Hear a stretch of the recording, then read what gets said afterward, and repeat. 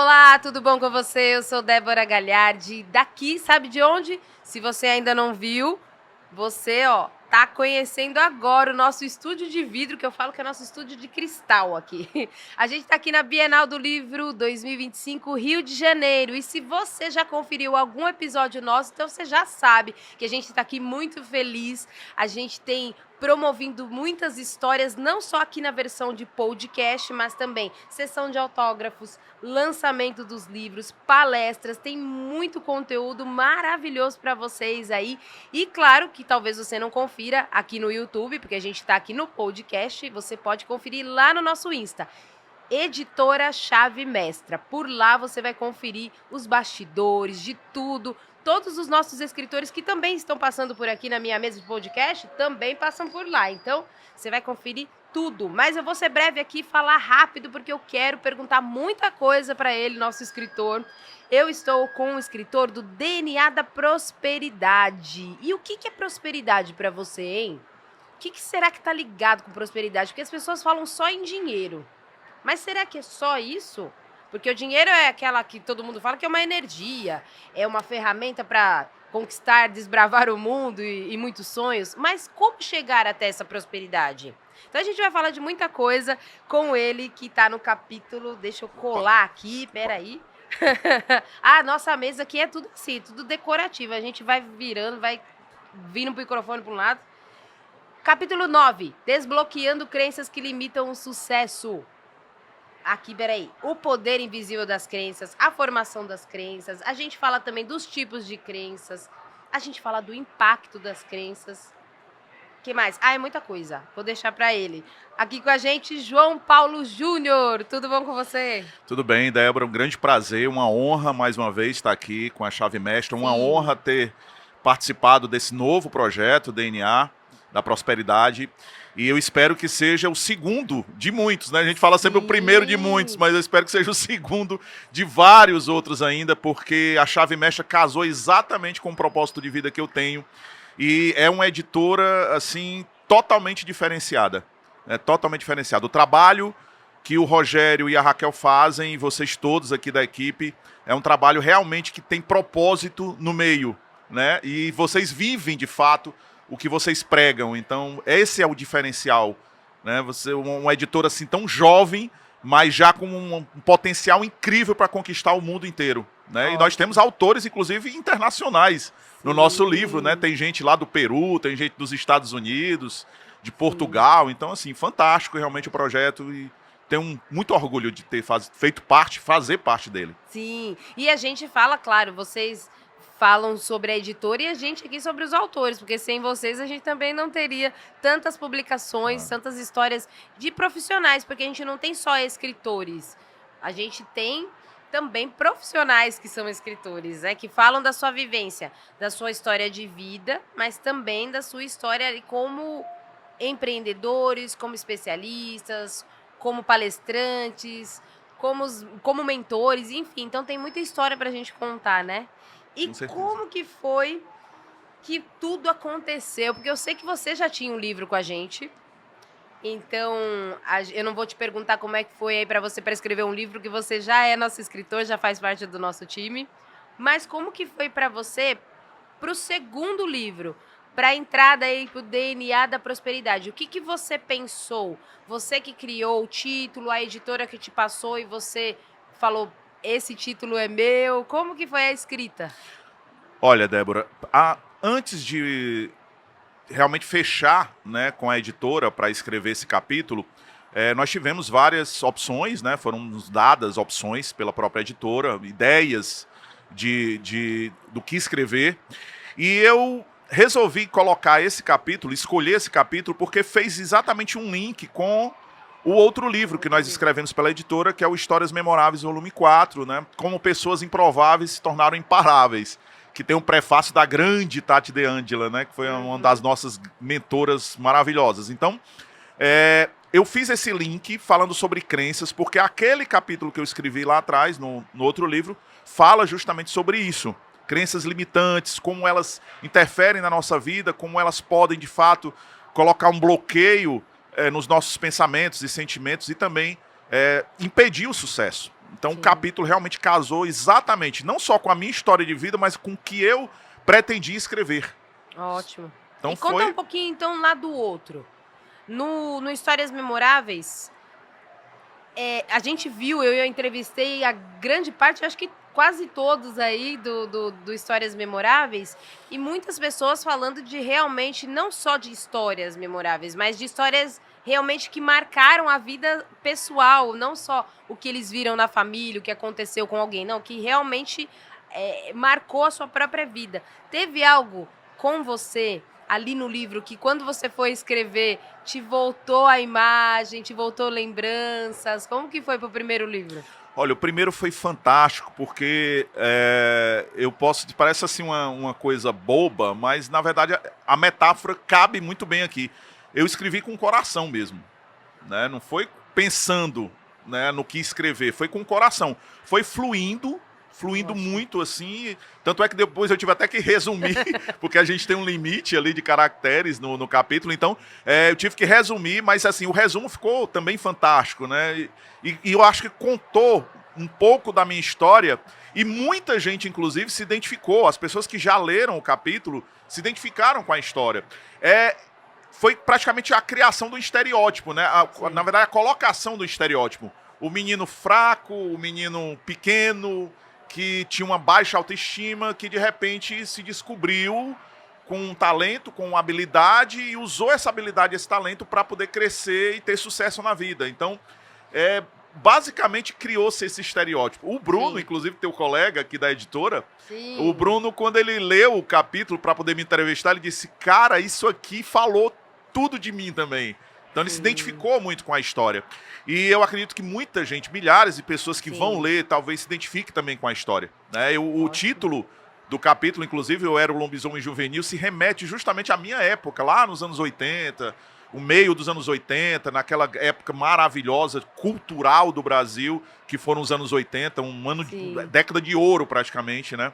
Muita gente chama de década perdida, mas a década perdida era só na economia. Porque na cultura, nas artes, cara, na música, foi fantástico. Então, a década, culturalmente, foi incrível. Eu acho que eu não conheço outra. Já vivi, são 5 décadas vividas, eu tenho 54 anos hoje. Mas nada se compara aos anos 80. Então, se remeteu àquela época, mas que é muito atual. Do que você vivenciou naquela época. Mas é muito atual ainda hoje.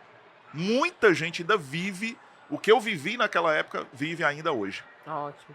E quando você fala do Bruno, é bom que a gente também deixe aqui, o Bruno Martos, nosso diretor também, ele vai estar também aqui, se você quiser conferir, aqui no nosso YouTube. Então, se você está vendo esse vídeo pelo nosso canal da editora, a Editora Chave Mestra, pode descer lá, ou enfim, depende da ordem que você tá vendo, mas você pode conferir lá o outro episódio que a gente gravou com o João Paulo Júnior.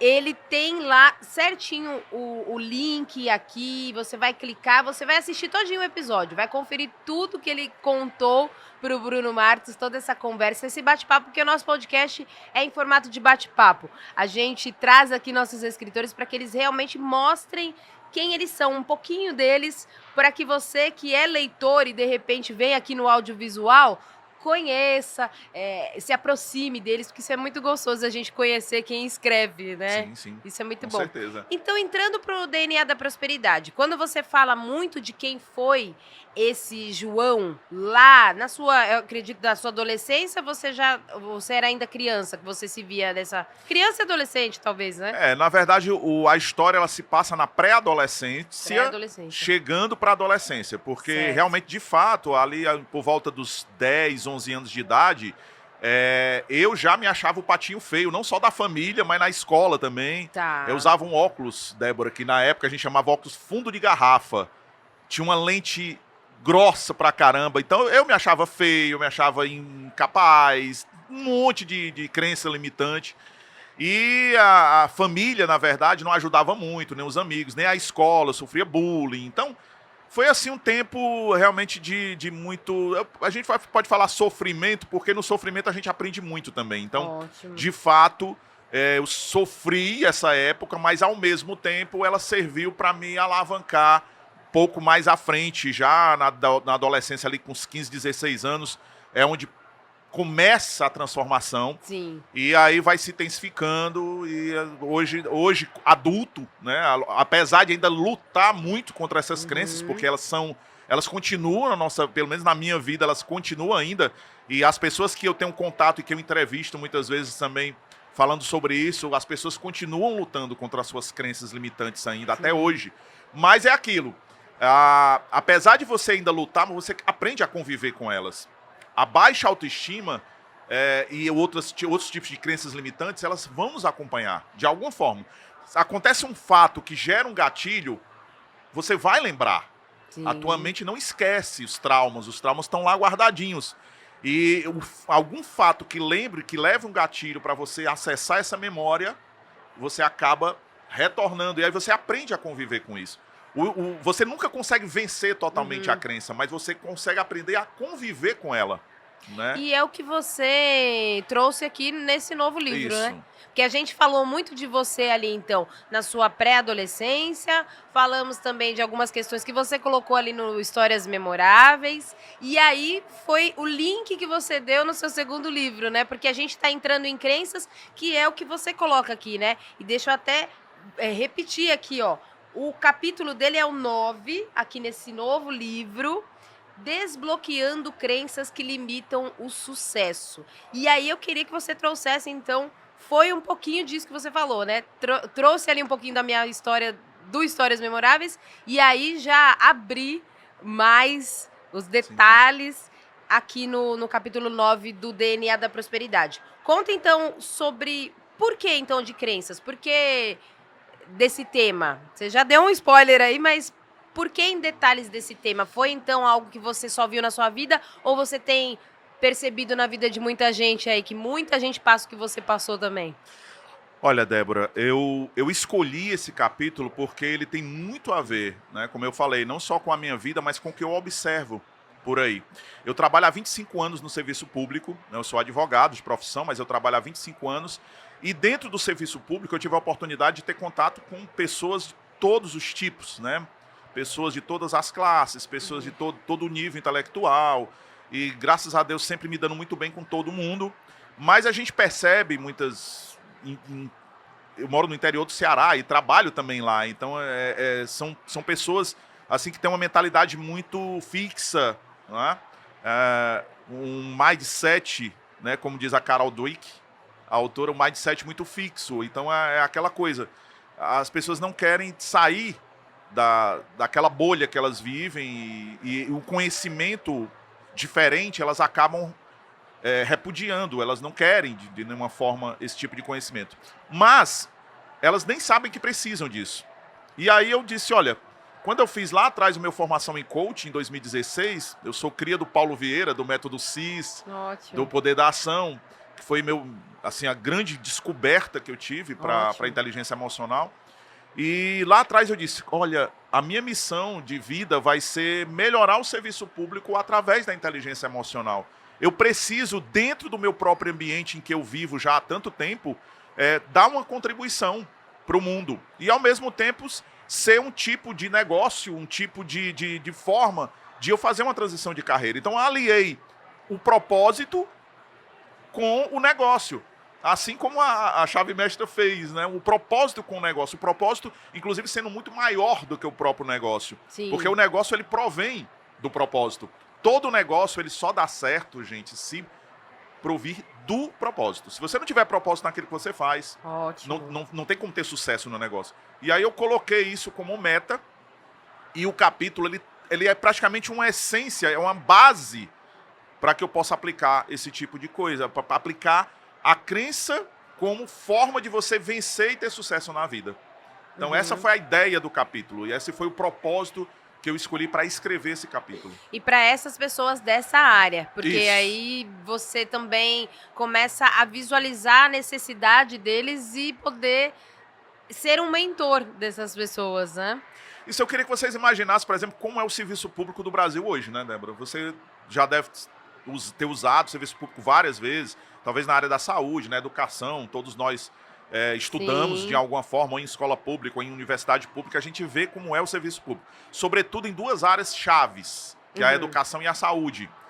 E, assim, o interior do Ceará não é diferente do resto do Brasil nesse sentido. A gente sabe que tanto na educação e na saúde o Brasil precisa melhorar muito. Nós temos países, aí o Brasil é talvez um dos últimos colocados em desenvolvimento de educação e de saúde. Apesar de termos bons exemplos. Lá no Ceará, por exemplo, nós temos uma cidade chamada Sobral, né, que é a terra do Cid Gomes, do senador Cid Gomes, do Ciro Gomes, que foi presidenciável na última eleição. E Sobral é um exemplo para o Brasil de educação de qualidade. Mas o exemplo de Sobral, infelizmente, não é transferido para as outras cidades. A gente vê uma decadência muito grande da educação e boa parte dessa decadência é por falta de inteligência emocional, tanto dos professores como dos demais profissionais da educação e também dos próprios alunos, né? Então a gente vê que a inteligência emocional ela pode ser aplicada e pode melhorar muito a qualidade da educação no nosso país. Eu costumo defender sempre que 2 disciplinas deveriam ser obrigatórias na grade curricular de todas as escolas, inclusive no ensino básico. Inteligência emocional e educação financeira. Ótimo. Porque a gente convive com isso a vida inteira. A gente mexe com dinheiro a vida inteira, no caso da educação financeira, e a gente mexe com as emoções a vida inteira, no caso da inteligência emocional. E é o que mais tem sido desafiador para muita gente, Sim. até hoje, 2025. Claro, claro. Então eu acredito e defendo muito, e assim, vou continuar defendendo sempre, para se criar essas 2 disciplinas na grade curricular. Mas, enquanto isso não acontece, a gente dá a nossa contribuição ali, levando um pouco da inteligência emocional, através dos nossos treinamentos, através das nossas palestras, a gente lá, mesmo lá no interior do Ceará, mas a gente busca, né? Sim. Não tenta, porque a gente vai buscar até conseguir melhorar o serviço público através da inteligência emocional, e o que a gente fala no capítulo é basicamente uma base para que você possa cultivar essa inteligência emocional.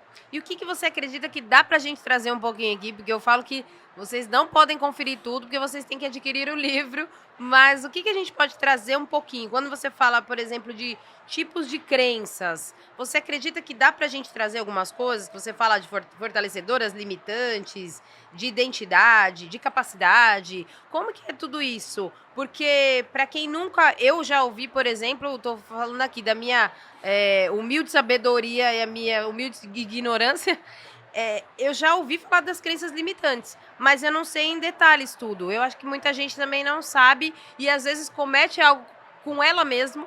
Quer dizer, ela não se desafia, ela não vai além, ela não se posiciona como deveria e nem sabe que isso é uma crença limitante. Conta um pouquinho pra gente, João. Olha, as crenças, Débora, basicamente, assim, para uma explicação bem simples, você imagina um iceberg, né? Um iceberg em que você tem ali, para quem não sabe, a ciência explica que o iceberg, praticamente 90% dele, que é aquele grande bloco de gelo, né, que tem ali na Antártida, o grande bloco de gelo, 90% dele está escondido embaixo da terra. O Titanic, inclusive, afundou por causa disso, né? Era o que estava escondido que afundou o Titanic, não era o que eles conseguiriam ver. Então 90% dele está escondido. E assim são as nossas crenças. Apenas 10%, em torno de 5 a 10%, nós temos consciência delas. 90% você não tem consciência delas. E isso é aí onde mora, às vezes, o perigo e às vezes uma chance, uma oportunidade para você ter sucesso na vida. Se você conseguir acessar, né, essas crenças fortalecedoras, daqui a pouco a gente vai falar o que é um e o que é outra. Ótimo. Conseguir acessar isso, você vai conseguir, de fato, ter sucesso na vida, e não só na área financeira, mas em várias áreas da sua vida, área conjugal, área com os filhos, uma social, em todas as áreas, até emocional também. Então, para falar um pouco sobre o que tipos desse tipo de crença, vários autores trazem várias classificações. Sim. Mas, basicamente, existem 2 tipos. Aquelas que nos puxam para baixo e aquelas que nos levam para cima. As que nos puxam para baixo são as crenças limitantes. Você citou. Crença limitante, por exemplo, a crença, na verdade, Débora, só também para explicar para vocês entendam, entendi. A crença é uma verdade, basicamente isso. É uma verdade absoluta criada dentro da sua cabeça, desde criança. Então, se uma criança, por exemplo, desde ali com 2, 3 anos de idade, começa a escutar: você é burro, você é desastrado, você não faz nada direito, você só me dá desgosto. Seu irmão é melhor que você. Seu irmão é melhor do que você, não faz vai. nada. sobretudo dos pais, né? A gente não está aqui culpando nossos pais, não. A gente só está dizendo que eles nos educaram da forma como eles foram educados também, fizeram o melhor que podiam com os recursos que tinham. Então, se você começa a escutar muito isso, você acaba absorvendo aquela ideia, e essa ideia vira uma crença. E aí você, de fato, todo comportamento, pensamento, sentimento da sua vida vai ser gerenciado por aquela crença. Então, as ações vão ser gerenciadas por aquela crença. Tudo que você faz na sua vida. Então, por que a pessoa às vezes não tem sucesso? Estuda, faz mestrado, doutorado, MBA, pós-graduação de tudo quanto é jeito, cursos e tal, mas não consegue ir à frente, não consegue alavancar a vida. Ótimo. Porque ela tem uma crença limitante instalada e ela precisa descobrir qual é. Porque não vai adiantar ela ter todo tipo de educação se ela não conseguir descobrir que crença é essa, reconhecer que tem essa crença limitante e conseguir conviver com ela. Não adianta, você pode fazer tudo na sua vida. Se você não conseguir vencer a crença, não conseguir conviver com a crença, não vai rolar. Você não vai ter sucesso. E aí você fala da crença que eu, por exemplo, falei da limitante, mas você também fala de algumas crenças que são, vamos dizer assim, positivas. Positivas. Você, por exemplo, se você chegar para você mesmo, desde a infância, você receber ali uma motivação, né, das pessoas com quem você convive, você diz, olha, você pode, você criar aquela coisa, você consegue. Por mais que você, às vezes, assim, acontece muitas vezes eu também, eu sou pai, né, eu sou pai de 2 garotões, não, já são homens feitos, né, um de 30 anos, outro de 33, então já são homens feitos, e sou pai de uma garotinha de 4 anos, né, meu tesouro da minha vida, a Ana Karenina. Então, eu tô fazendo ali, reaprendendo a ser pai depois de muito tempo. E eu via assim, o quanto eu poderia ter sido muito melhor com os meus 2 filhos anteriores, né, o Davi e o Felipe. Eu podia realmente ter dado muito mais força para eles, podia ter sido mais compreensivo. E tudo isso, o fato de não ter sido o pai que eu queria lá atrás, em relação às minhas crenças que eu tinha naquela época, que eu consegui transformá-las. Então, essas crenças fortalecedoras que você fala, também são construídas lá na infância. Mas elas podem, aí vem a boa notícia, mas eu não sei que crenças eu tenho e tudo mais, não consigo entender quais são as limitantes, quais são as fortalecedoras.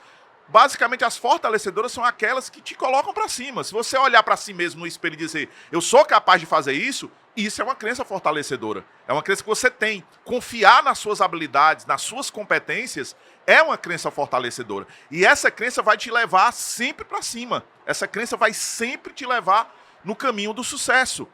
Então, se você fracassar por algum motivo, em algum projeto seu, em algum empreendimento, a crença fortalecedora vai fazer com que você, como a gente tem uma música lá no Ceará que fala assim, levanta a poeira, né? Levanta, sacode a poeira e dá a volta por cima. É isso aí, né? Então, você sempre vai fazer isso. Sempre, né?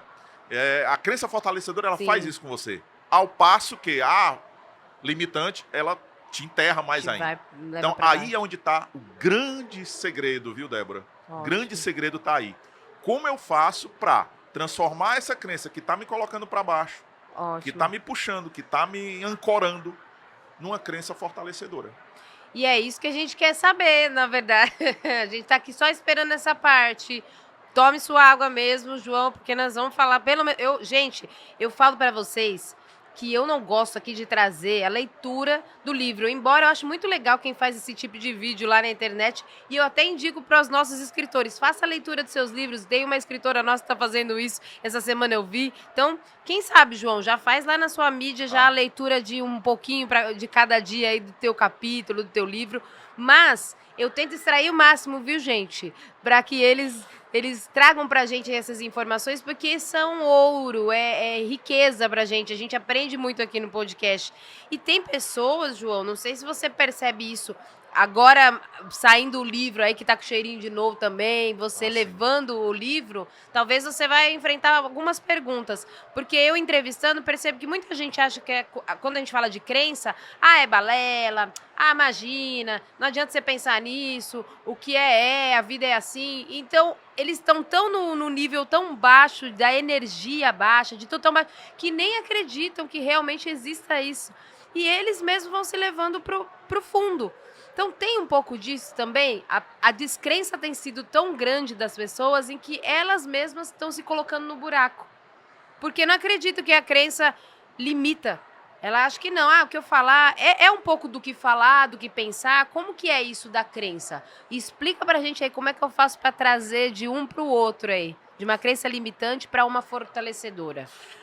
Olha, Débora, e tem gente até que confunde crença e acha que crença só tem a ver com religião, né? Olha aí. Muita gente acha que, não, quando eu falo crença, a pessoa diz, não, eu sou crente, eu acredito em entendi. Deus. Outros, não, crente lá, pelo menos no Nordeste, o pessoal fala crente, significa aquela pessoa que é evangélica. Então, muita gente confunde as expressões achando que só tem a ver com religião. E, na verdade, a religião é só um segmento, digamos assim, da crença. Porque a crença, ela tem a ver com o quê? Com o que você acredita, com a verdade. Então, ótimo. Assim, nós temos aí as pessoas que são ateus, que não acreditam. Simplesmente não acreditam que Deus existe. Então, são ateus. Então, tem a ver com a crença. Tem, eu não acredito. Então, aquilo está programado na mente dela para dizer assim, eu não acredito em Deus. Você pode trazer todas as provas possíveis e imaginárias de que Deus existe, a pessoa não consegue. Por quê? Porque é uma verdade absoluta dela. Né? E muitas vezes essas verdades que nos limitam. Muitas vezes essas verdades não são as mentiras que contam pra gente, não. Muitas vezes são as nossas próprias verdades as mentiras que a gente contam pra gente mesmo. Exatamente, que nos limitam. Então, as crenças, elas têm a ver com o que você entende, como você enxerga o mundo, como você enxerga as pessoas e se enxerga também. Tá? E por que isso é importante para qualquer tipo de pessoa? Vamos pegar uma crença financeira, tá? Certo. Uma crença que é bem fácil de a pessoa entender. Olha, a gente principalmente que nasce numa família que não é muito abastada financeiramente, famílias realmente pobres e tudo mais, a gente aprende muita coisa sobre dinheiro lá atrás, tá? Que nos limitam quando a gente se torna adulto. Por exemplo, dinheiro é para gastar mesmo. É uma crença. O que acontece com uma pessoa que cresce com essa crença? Dinheiro é para gastar mesmo, eu posso morrer amanhã, eu vou gastar, só se vive uma vez, eu vou gastar mesmo, ganhei e vou gastar, ganhei e vou gastar, ganhei e vou gastar. O que acontece com essa pessoa que cresce com uma crença dessa, que isso se torna verdade absoluta para ela? Ela simplesmente não consegue enriquecer, ela simplesmente não consegue guardar dinheiro, não consegue investir, não tem a mentalidade de crescer. Exato. E, gente, por incrível que pareça, eu conheço várias pessoas que tem uma renda de 10 mil, de 20 mil, de 30 mil reais, mas simplesmente não conseguem crescer financeiramente. Parece loucura isso. Eu estou convivendo, inclusive, com uma pessoa tentando ajudá-la, que ela ganha 30 mil reais por mês, mas ela simplesmente não consegue estar no SPC. Pra tu ter uma ideia, Débora, isso é surreal uma situação como essa. Então, esse tipo de situação é mentalidade, não é dinheiro. Não se fala sobre dinheiro. Tudo é a crença, tudo é a mentalidade. Essa pessoa certamente tem essa crença de que tem que ter dinheiro para gastar mesmo. Ou que, para que eu vou investir se eu posso morrer amanhã? É aquela coisa do imediatismo. Não, eu posso morrer amanhã, então eu vou gastar logo. Ou, não, investir é coisa para rico. Tem muita gente que pensa assim. Tá? Exatamente, que é só rico que consegue guardar dinheiro. Só rico consegue. E outra ainda também, eu te cortando, mas aqui vocês já viram que aqui é um bate-papo, né? Vamos lá. E outra também o contrário. Porque a pessoa, às vezes, ela não quer gastar, é o contrário. Ela não quer gastar demais, ela tem, ela guarda debaixo do colchão, que nem a gente fala. Ela é tão apegada ao dinheiro que ela nunca ela consegue também nada, porque tudo não, eu não posso pagar nada pra ninguém, eu não posso doar isso aqui também, não, isso aqui é meu. E a pessoa tem tanta coisa, às vezes, mas vive numa vida de escassez. Porque é o contrário, ou a pessoa gasta muito, ou a pessoa não gasta nada. Então, tudo aquilo que ela tem é mirrado. Como é difícil isso, esse pensamento da crença, né? Esse pensamento não é essa crença. Porque você vai se limitando, é o ponto do extremo, né? Ou é um extremo ou é o outro. Sim. Então, você ou gasta ou você não gasta demais também, com medo de que tudo você vai perder, amanhã posso não ter nada. Que dificuldade, né, que a gente enfrenta. Essa crença que você falou, que é o do 8 ou 80, né? Ou você gasta demais ou você não gasta nada e não vive, digamos assim, não usufrui do seu dinheiro. Essa crença, ela tem dois aspectos muito interessantes. As duas são crenças de não merecimento. Olha só que coisa incrível. A crença de não merecimento é um tipo de crença em que você acha que não merece determinada coisa. Olha só como isso é interessante. Por exemplo, quem gasta tudo, tá? Quem gasta tudo e tem aquela coisa do imediatismo, muitas pessoas gastam tudo porque acham que não merece o dinheiro que tem. Olha só. Ou não merecem ser ricas, porque o meu pai não foi, a minha família não foi, minha mãe não foi. E aí eu tenho que gastar tudo. Por quê? Porque eu não posso ser rico. Eu não tenho direito de ser rico. Eu não mereço ser rico. E aí, pá, gasta tudo. Já o outro, que é o 80, que é aquele que está no outro extremo, ele tem a crença de não merecimento de não usufruir do dinheiro. É diferente. Então ele tem aquela crença, não, eu não tenho direito de ser feliz. Eu não tenho direito de usufruir do meu dinheiro. O meu dinheiro, foi muito suado. A minha família viveu a vida inteira na escassez. Eu não posso. Então eu não mereço. Não mereço usufruir do meu dinheiro. São duas crenças de não merecimento que são antagônicas, né? São ali, tá nos dois extremos. E aí a pergunta de milhões seria, João Paulo, como é que eu resolvo isso, pelo amor de Deus? Como é que eu descubro primeiro e como é que eu faço para equilibrar isso, para mim nem ser tão gastador e ao mesmo tempo também não ter tanto amor ao dinheiro, né? Porque a Bíblia inclusive condena isso. O amor ao dinheiro, teu coração, né? Teu tesouro, e aquela coisa, exatamente, não guarde tesouros aqui, guarde tesouros no céu, né? Fazendo bem e tudo mais. E as pessoas confundem tudo, né? Fazem uma confusão danada, fazem uma confusão inclusive com a fala de Cristo quando ele diz que o rico não entra no reino dos céus, é mais fácil o camelo passar por dentro do buraco de uma agulha.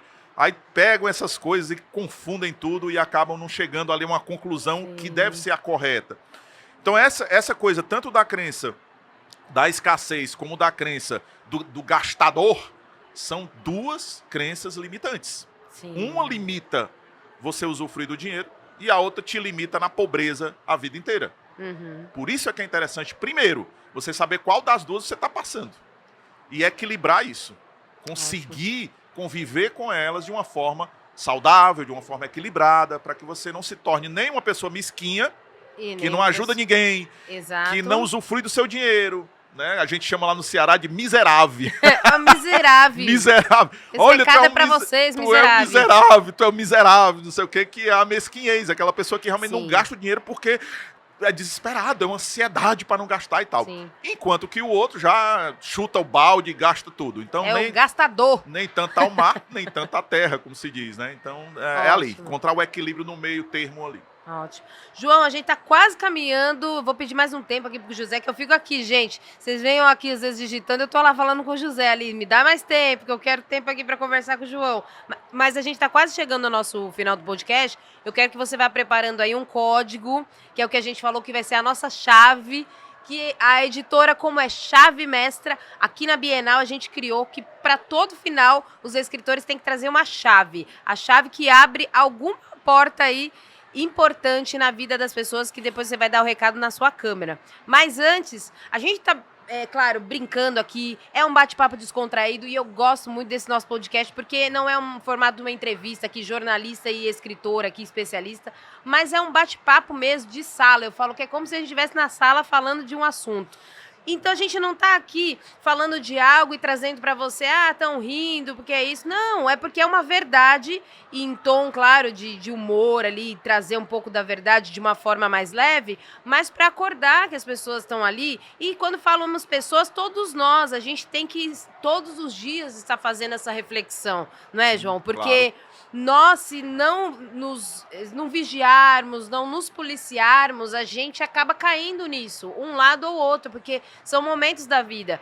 Cada fase que a gente está da vida também, a gente enfrenta alguns desafios e a gente, se não se deixar, a gente cai de novo naquilo lá que você falou no início do podcast. São gatilhos, são questões que a gente enfrenta e que já está ali, os neurônios já estão ali formadinhos, mas tudo tem um desafio para cada dia e uma esperança e uma mudança. Então é isso que ele está falando aqui. Para você, eu quero jogar a última pergunta para você e depois a gente vai para a nossa chave.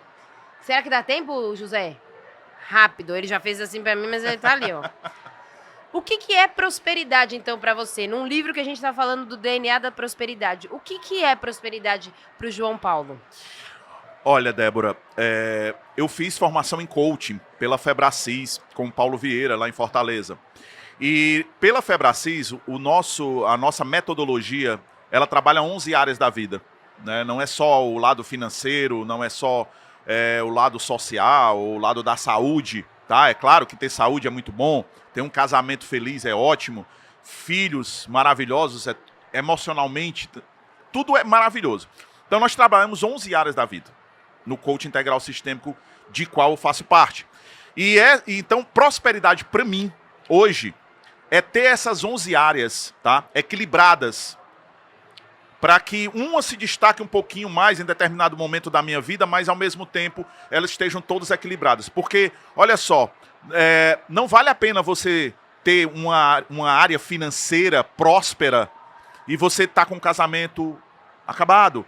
Não adianta você ter uma área social maravilhosa, ser uma pessoa reconhecida socialmente, famosa e tudo mais, e estar com teus filhos abandonados. Então a gente precisa de fato ter esse equilíbrio nessas áreas da vida, nas áreas principais. Então o que é que a gente pode ter como prosperidade para mim? A prosperidade para mim é ter uma família equilibrada, uma família próspera, para falar de prosperidade agora, família próspera, saúde próspera, financeiro próspero, intelectualmente próspero, você está sempre querendo aprender, sempre buscando conhecimento. Profissionalmente você está feliz com o que você faz, feliz com aquilo que você está colocando para o mundo, dando contribuição para o mundo, tá? Servir as pessoas, ser grato a Deus por aquilo que Ele está te dando e abundar isso para as outras pessoas. Né, você colocar todo o conhecimento que você tem, as habilidades, as suas competências e ajudar as pessoas nisso. Então, prosperidade para mim envolve 11 áreas, não é só o financeiro. Eu escolhi o capítulo sobre crenças justamente porque essas crenças elas atuam em todas essas áreas. Todas, todas. Você já ouviu a história de gente que tem mania de doença, né, que é hipocondríaca? É uma crença. Eu crio tanto a crença que eu tô doente de alguma coisa que eu acabo adoecendo, gente. Acaba virando biológico isso. Uma coisa que nasce aqui e acaba vindo para cá. Porque a mente e o corpo elas estão ligadas totalmente. Sim. Então, até a saúde é questão de crença. Então, para mim, prosperidade é isso. É você conseguir equilibrar essas áreas, um conjunto, é holístico, né? É um conjunto de áreas, mas que você aqui foca num aqui, foca no outro lá, mas não focando em uma em detrimento da outra, em prejuízo de outra área. É você conseguir equilibrar essa roda da vida para que ela gire de forma equilibrada, saudável e próspera. Ótimo. Eu quero te agradecer muito, mas antes do nosso encerramento, traga então pra gente, João Paulo, lá na sua câmera, uma chave para todo mundo que está vendo a gente, para abrir uma porta importante. Olha, pessoal, a frase final do nosso capítulo, ela diz assim: todos os nossos resultados, o que nós somos, é resultado das crenças que nós plantamos no jardim da nossa mente. Então isso quer dizer o quê? Todos os resultados da sua vida, tá? O que você é, tá? Em todas as áreas. Imagine o que é que não está dando certo na tua vida. Você vai descobrir que o que não está dando certo na tua vida é por conta de alguma crença limitante que você tem. Então a chave que eu deixo aqui, Débora, para as pessoas descubra que crenças limitantes você tem. E para descobrir, você tem que começar com as áreas que não estão dando certo. Observe bem a tua vida. Qual a área da tua vida não está dando certo? Procura descobrir que crença limitante você tem e aprenda a conviver com ela. Reconheça e consiga vencê-la, consiga conviver com ela. Para isso, nós temos um método. Quem lê o capítulo vai ver lá que nós temos o método Recriar, né, que é um acrônimo. Nós temos lá 7 passos para que você possa descobrir essa crença, reconhecer essa crença e poder trabalhar com ela para ter prosperidade na sua vida. É isso. Ótimo. Quero te agradecer muito, João Paulo. Porque você não só é nosso escritor, agora duplamente nosso escritor, mas também por todo o conteúdo que você trouxe pra gente, porque com certeza, além de riquíssimo, vai poder ajudar muita gente. E não só ajuda, porque eu acho que ajuda hoje, o nome ajuda, ele é muito pequeno dentro do que vocês fazem aí como especialistas. Então, realmente é um direcionamento, é um caminho, porque muita gente está ouvindo tanta coisa. Estamos em 2025 e, inclusive, deixa eu falar um pouquinho mais alto, que ó, no nosso stand daqui a pouco começa a palestra, tem assessoria, ó, tem palestra, tem assinatura. Fugiu a palavra? José, assinatura, autógrafo, se não é o José aqui para me ajudar, gente, autógrafo, temos palestras, temos tanto conteúdo que com certeza no tempo que a gente tá, existe muito conteúdo, mas você sempre vai ter aquele que vai te encontrar. Então, conteúdos como um podcast, um material, uma mentoria, um serviço que vocês prestam é muito enriquecedor. Ele traz com que pessoas saiam do fundo e sejam... É como uma mola, né? Então, que elas sejam levantadas, mas tem que querer. Se você não quer ajuda, se você não quer sair desse buraco, se você não se autoconhecer, se você não for atrás de o que é crença, o que não é, o que eu tenho que fazer, me ajuda, João Paulo, não tem como você sair daí. Então, tá aqui o nosso escritor, o nosso especialista também nessa área. E deixa também seu contato, João, antes da gente encerrar, do Insta, para quem quiser adquirir o livro, para quem quiser também o seu trabalho. Maestria.instituto, é isso? Isso. Então, fechado. Maestria.instituto, depois vai estar lá na descrição também do nosso YouTube, e aí a pessoa pode ir até você e fazer esse trabalho também. Se ela não conseguir fazer sozinha ali. A gente tem um foco hoje, Débora, no serviço público, mas como crença também. Que você falou. Como crença é uma coisa universal, então qualquer pessoa que queira, né, o nosso método Recriar, pode sim adquirir, tá? A gente tem ali já todo um projeto fechado e a gente tem como realmente chegar a outras áreas, a área corporativa, de empresas e pessoas individualmente também. A gente tem como aplicar esse método e aí quem quiser, entre em contato com a gente através do Instagram que a gente chega até você aonde você estiver, com certeza. Ótimo. Muito obrigada. Não, pode deixar. Eu só queria fazer um agradecimento aqui, primeiro a você por essa parceria maravilhosa que a gente fez aqui, ao José que está aqui na nossa técnica, né? E olha, a editora Chave Mestra, assim, não tem nem palavras para agradecer a toda a equipe, a Raquel, que entrou em contato comigo pela primeira vez, ao Rogério, pessoas assim, iluminadas por Deus. Sim. E todos que trabalham com ele acabam sendo iluminados também, né? Então, agradecer muito. E é aquilo que eu disse no início, é o segundo de muitos outros projetos, se Deus quiser, dessa parceria que será assim por muitos e muitos anos com a editora. Muito obrigado mesmo por mais essa oportunidade. Eu que agradeço em nome da Raquel, em nome do Rogério e toda a nossa equipe. Vocês veem a gente aqui, ó, em frente às câmeras, mas realmente tem uma equipe linda, maravilhosa, por trás das câmeras também, nos bastidores. Então confere lá, ó, Editora Chave Mestra, você vai conferir tudo também, um pouquinho da nossa equipe. Muito obrigada novamente, viu? Eu agradeço. E você que esteve com a gente até agora aqui no nosso episódio, segura aí, ó. Volta agora o episódio e vem marcando, eu sempre falo isso, vem anotando tudo que a gente falou aqui, tudo que o João Paulo Júnior trouxe pra gente. E ó, assim que você anotar, também já passa esse conteúdo pra frente, para que todo mundo conheça, todo mundo compartilhe, porque muita gente precisa despertar. E tá aqui, ó, o despertar do que é prosperidade. DNA da Prosperidade, adquira seu livro e faça com que esse conteúdo chegue em mais pessoas aí pelo mundo. Eu te agradeço e até o nosso próximo episódio. Direto aqui, Rio de Janeiro, Bienal do Livro, edição 2025. Tchau, tchau.